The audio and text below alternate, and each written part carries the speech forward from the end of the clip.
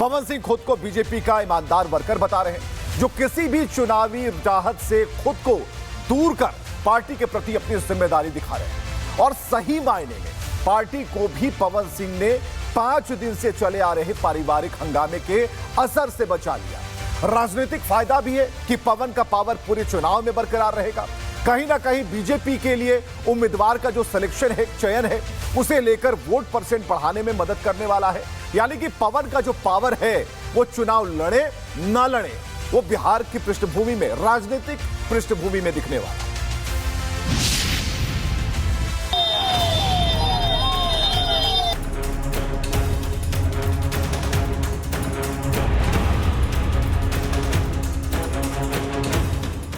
BJP नेता और भोजपुरी सिने जगत में पावर स्टार के नाम से जाना जाने वाला नाम पवन सिंह, जिन्होंने 2025 विधानसभा चुनाव नहीं लड़ने का फैसला ले लिया है। एनडीए का फोकस फिलहाल जातिगत एकता और विकास के इर्द गिर्द घूम रहा है और ऐसे में पावर स्टार का पावर से दूर रहने का फैसला बीजेपी के लिए कई मायनों में राहत लेकर आया है, जिसके तहत एनडीए में सीटों का बंटवारा भले न फाइनल हुआ हो, फिर भी पवन का प्रचार एनडीए को 5 से 10 सीटें दिलवा सकता है। पवन सिंह भले ही चुनावी दंगल में ना हो, फिर भी जमीनी तौर पर उनका प्रभाव व्यापक है, जो सभी आलोचनाओं और पार्टी को विवादों से बचाते हुए उनकी लोकप्रियता से गठबंधन और खासकर बीजेपी को फायदा पहुंचा सकता है। स्टार प्रचारक के तौर पर मदद कर सकते हैं पवन सिंह, युवा वोटरों को एकजुट कर सकते हैं पवन सिंह, 10 से 15% वोट शिफ्ट भी करा सकते हैं, राजपूत कुशवाहा एकजुट रह सकते हैं, टिकट बंटवारे में भी काफी आसानी हो जाएगी। पवन सिंह ने कहा कि उन्होंने बिहार विधानसभा चुनाव लड़ने के लिए पार्टी को ज्वाइन नहीं किया था, वो पार्टी के सच्चे सिपाही हैं और रहेंगे। पवन सिंह का यह ऐलान पत्नी ज्योति सिंह के साथ विवादों के बीच आया है। ज्योति ने हाल ही में जन सुराज अभियान के प्रमुख प्रशांत किशोर से मुलाकात की थी। पवन सिंह को बीजेपी ने पहली बार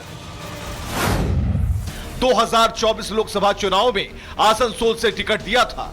बंगाली महिलाओं को अभद्र दिखाने का आरोप लगा था, तब बीजेपी ने चुनाव मैदान से हटने के लिए दबाव बनाया। पवन सिंह काराकाट सीट से निर्दलीय मैदान में उतर आए। उपेंद्र कुशवाहा को तीसरे नंबर पर धकेलकर पवन सिंह 2 नंबर पर काबिज हो गए। कुशवाहा की हार में पवन सिंह ने अहम भूमिका निभाई थी।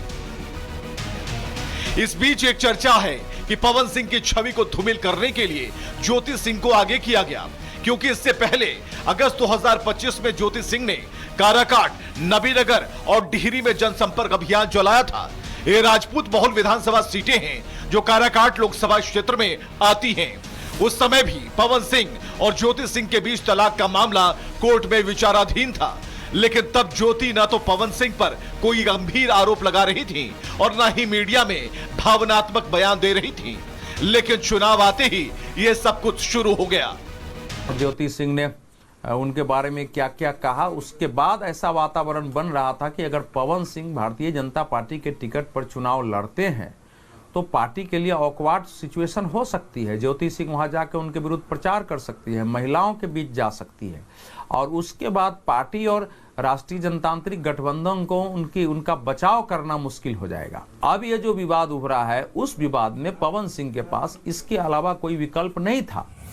पवन सिंह ने चुनाव नहीं लड़ने का ऐलान कर विपक्ष को फ्री में मिल रहे एक मुद्दे से उन्हें दूर कर दिया, तो बीजेपी के लिए तनाव का एक एंगल भी छोड़ दिया, जिसके तहत अगर पवन चुनाव लड़ते तो उनकी उम्मीदवारी से राजपूत वोट लगभग 4 से 5% तक मजबूत होता, जो अब उन उम्मीदवारों की ताकत पर निर्भर करेगा जो उस सीट पर खड़े होंगे।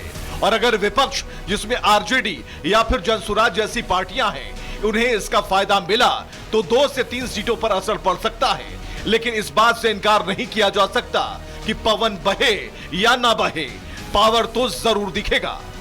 पवन सिंह खुद को बीजेपी का ईमानदार वर्कर बता रहे हैं, जो किसी भी चुनावी राहत से खुद को दूर कर पार्टी के प्रति अपनी जिम्मेदारी दिखा रहे हैं। और सही मायने में पार्टी को भी पवन सिंह ने 5 दिन से चले आ रहे पारिवारिक हंगामे के असर से बचा लिया। राजनीतिक फायदा भी है कि पवन का पावर पूरे चुनाव में बरकरार रहेगा।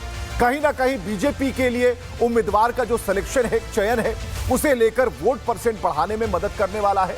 यानी कि पवन का जो पावर है वो चुनाव लड़े ना लड़े, वो बिहार की पृष्ठभूमि में, राजनीतिक पृष्ठभूमि में दिखने वाला।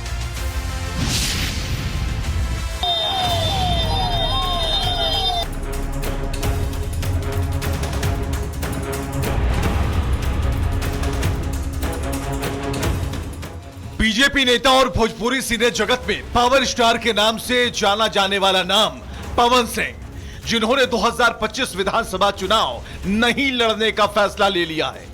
एनडीए का फोकस फिलहाल जातिगत एकता और विकास के इर्द गिर्द घूम रहा है और ऐसे में पावर स्टार का पावर से दूर रहने का फैसला बीजेपी के लिए कई मायनों में राहत लेकर आया है, जिसके तहत एनडीए में सीटों का बंटवारा भले न फाइनल हुआ हो, फिर भी पवन का प्रचार एनडीए को 5 से 10 सीटें दिलवा सकता है।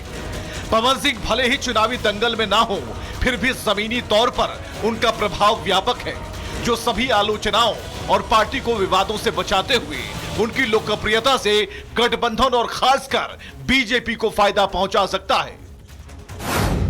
स्टार प्रचारक के तौर पर मदद कर सकते हैं पवन सिंह, युवा वोटरों को एकजुट कर सकते हैं पवन सिंह, 10 से 15% वोट शिफ्ट भी करा सकते हैं, राजपूत कुशवाहा एकजुट रह सकते हैं, टिकट बंटवारे में भी काफी आसानी हो जाएगी।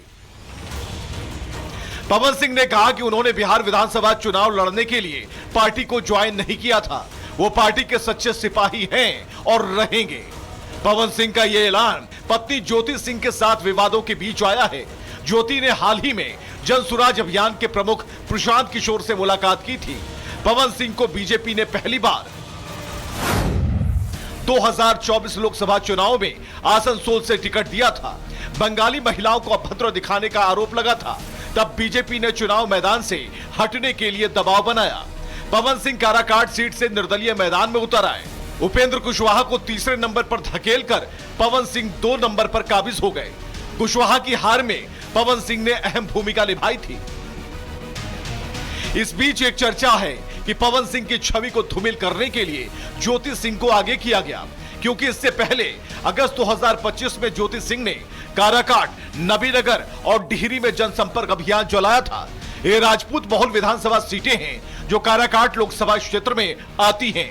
उस समय भी पवन सिंह और ज्योति सिंह के बीच तलाक का मामला कोर्ट में विचाराधीन था, लेकिन तब ज्योति न तो पवन सिंह पर कोई गंभीर आरोप लगा रही थी और न ही मीडिया में भावनात्मक बयान दे रही थी।